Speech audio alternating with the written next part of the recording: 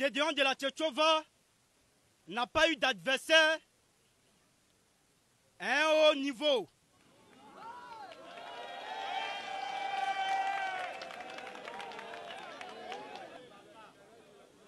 Calmez-vous, s'il vous plaît. C'est pourquoi j'ai dépoussiéré mon emploi du temps afin d'être là aujourd'hui. Mon ami, on a trop de personnes sur la liste. Hein. Ok, Si tu veux je vais aller rapidement. Non, on n'a pas réuni ce peuple-là pour que tu fasses ce scénario-là. Il n'y a pas de souci. Donc je te renvoie la question maintenant. Parce qu'il est clair dans la Bible, dans Acte 17, 11, qu'on doit vérifier les Écritures. Et en ce sens, j'entends beaucoup parler, M. Gédéon, que Jésus-Christ est Dieu.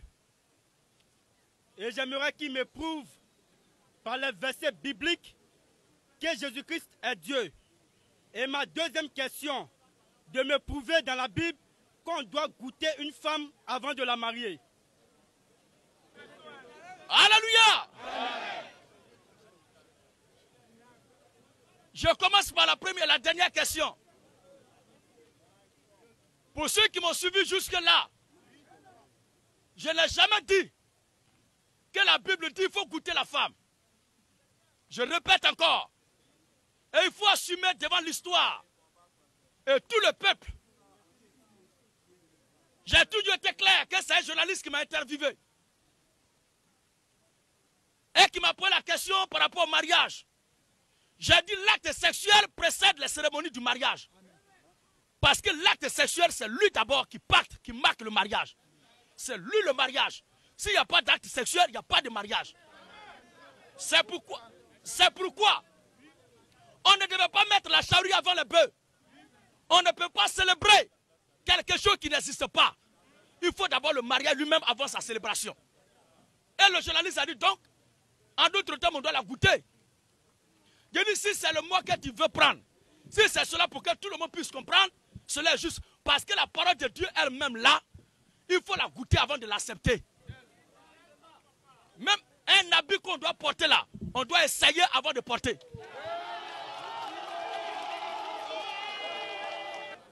Alléluia!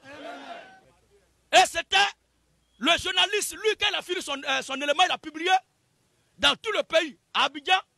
Tout le monde était en transe. Qu'est-ce que c'est quoi ça encore? J'ai dit, mais vous êtes scandalisés, pourquoi? Parce que si l'homme et la femme ne se connaissent pas, si l'homme et la femme ne se connaissent pas, et puis ils s'en vont devant les autorités pour signer le papier, et si après l'autre découvre que ce n'est pas ce que l'autre voulait qu'elle ait, qu'est-ce qui va se passer? Alors, pour éviter tout ça, Exode 21, le verset 10. Exode 22, 16. Exode 22, 16. Écoutez, s'il vous plaît. Exode 22, 16. Si un homme, et quand j'en parle comme ça, certains disent que oh, je dis on veut blâmer la femme. Il veut désacraliser la femme. C'est pas vrai. C'est pour le bien des femmes elles-mêmes. Parce qu'une femme de 25 ans qui se marie aujourd'hui, alors qu'il lui reste encore 40 ans ou 60 ans de vie, l'homme avec qui elle va se mettre, si sa puissance fiscale, elle ne supporte pas ça, comment elle va faire?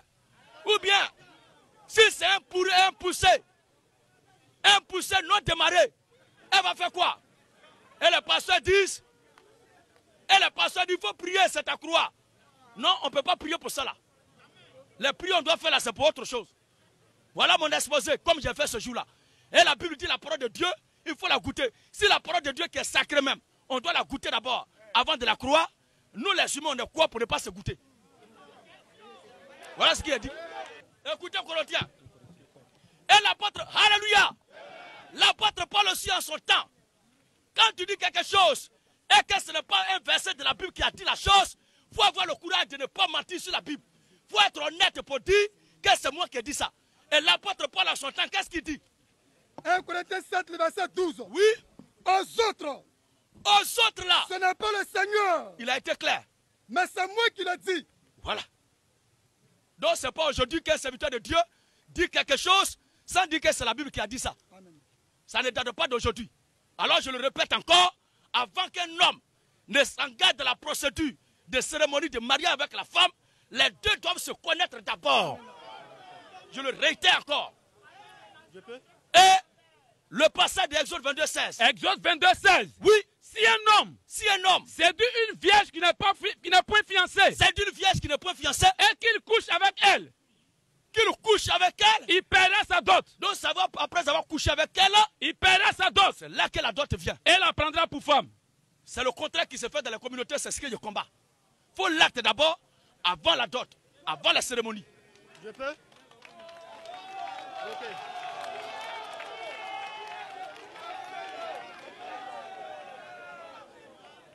Calmez-vous.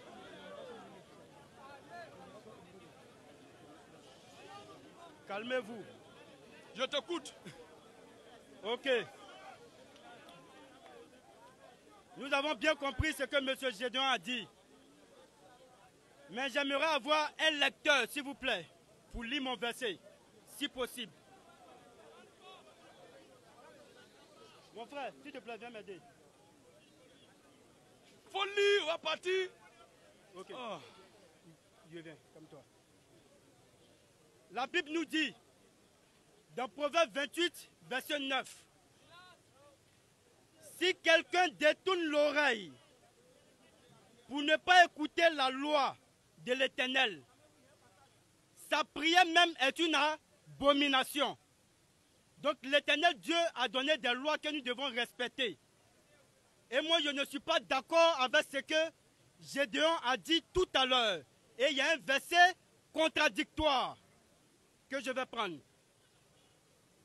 1 Samuel 2, à partir du verset 20. Dépassionnez le débat et vérifiez les Écritures, s'il vous plaît. 1 Samuel 2, à partir du verset 20. On nous dit, Élie bénit Elkana et sa femme en disant, que l'Éternel te fasse avoir des enfants de cette femme pour remplacer celui qu'elle a prêté. Et s'ils s'en retournaient chez eux, lorsque l'Éternel eut visité Anne, elle devint enceinte et elle enfanta 3 fils. Élie était âgé et il apprit comment ses fils. Écoutez bien, Élie était âgé et il a appris comment ses fils agissaient à l'égard de tout Israël. Il apprit aussi qu'il couchait avec les femmes qui s'assemblaient à l'entrée de la tente d'assignation. Au verset 23, il leur dit, pourquoi faites-vous de telles choses? Car j'apprends de tout le peuple vos mauvaises actions. À savoir, ils ont couché avec les femmes avant le mariage. Non, c'est toi qui es en train de dire ça. Je viens. Je ne vous ai pas interrompu. Je vais lire mon verset. Voilà, lis le verset. Ok. Il dit, je réponds au verset 23. Pourquoi faites-vous de telles choses? Car j'apprends de tout le peuple vos mauvaises actions. Alors qu'on dit ils ont couché avec les femmes. Mais est-ce une mauvaise action de coucher avec des femmes hors mariage? Je réponds. Alléluia. Amen.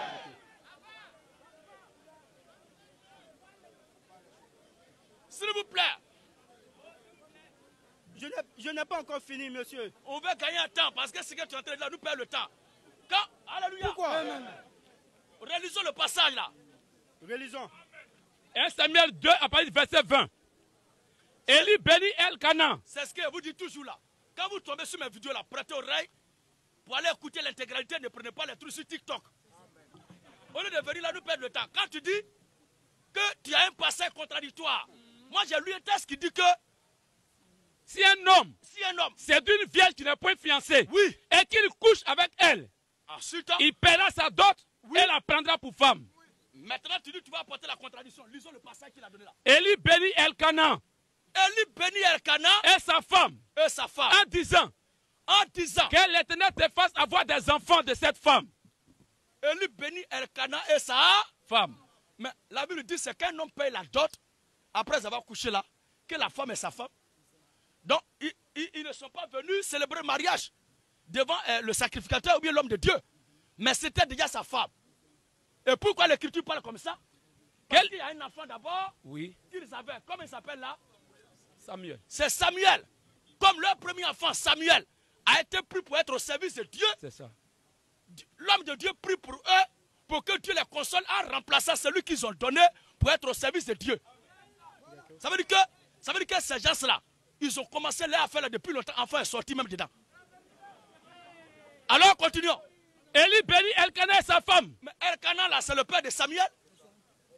Et Samuel là, c'est Anne. Anne. Donc, c'est le premier enfant qu'ils ont eu là. Quand Anne pleurait devant Dieu, elle ne cessait de prier. Elle a demandé à Dieu, l'enfant que tu as me donné, je te le donner. C'est ça. Elle était stérile et elle a fait la promesse. Maintenant, si elle ne couchait pas avec son mari là, comment elle peut dire qu'elle est stérile?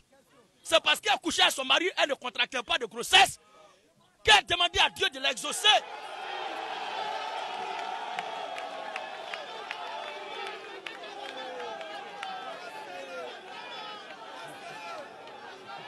Alléluia.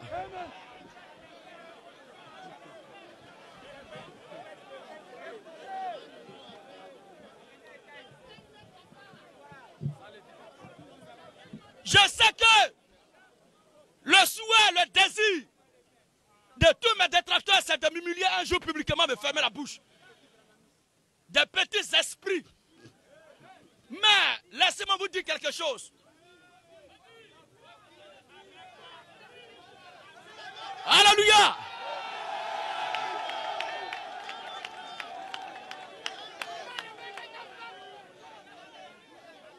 Vous ne savez pas de qui je détiens ce ministère. La promesse m'a été faite solennellement. Quand aussi longtemps que je vivrai et que le Seigneur qui m'a engagé dans cette voie a sa main sur moi là, les gens peuvent raconter tout dans mon dos. Mais il m'a été promis que personne ne tiendra devant moi.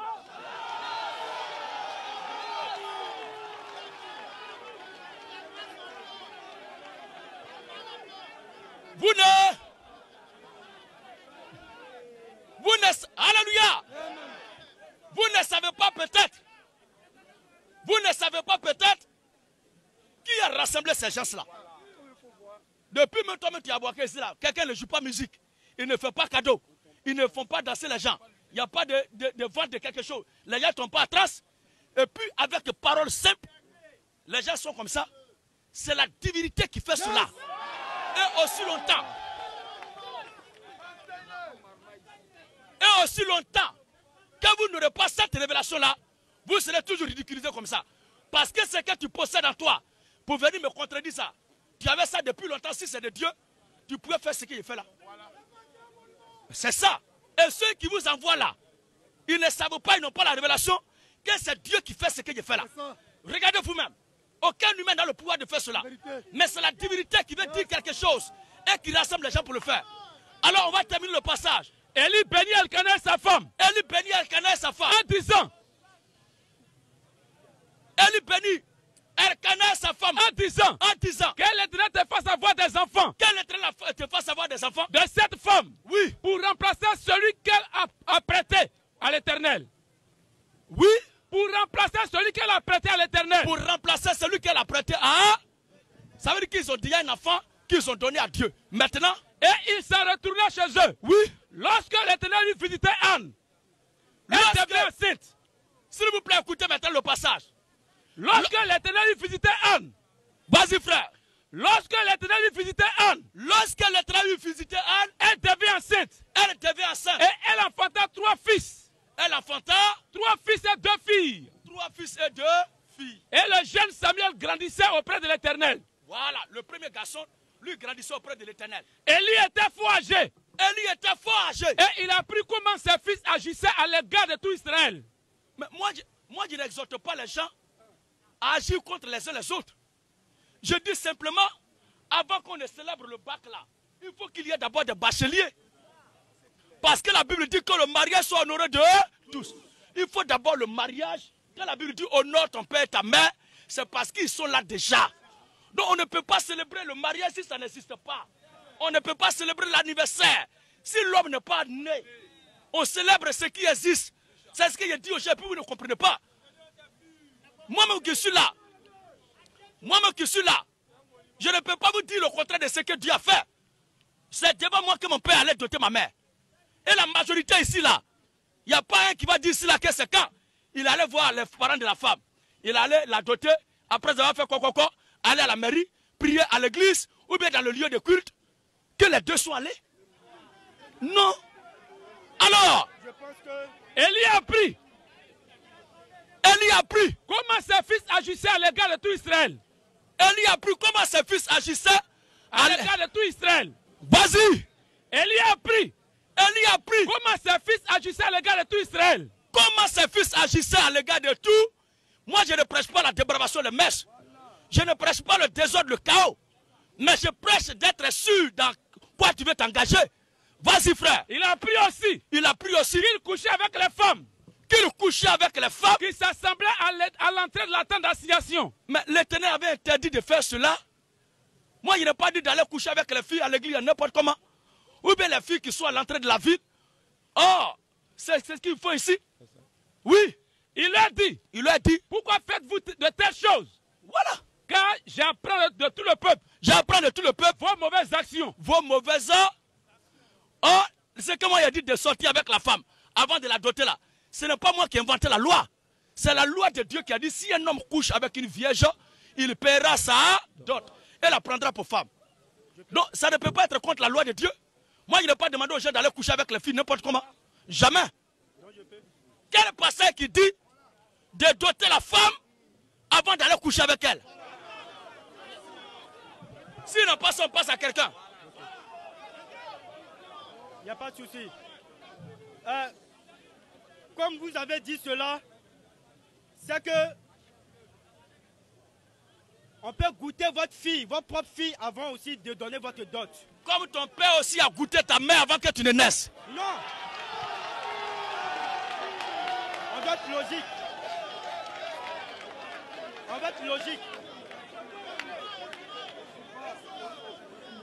Au suivant. À part la Bramis.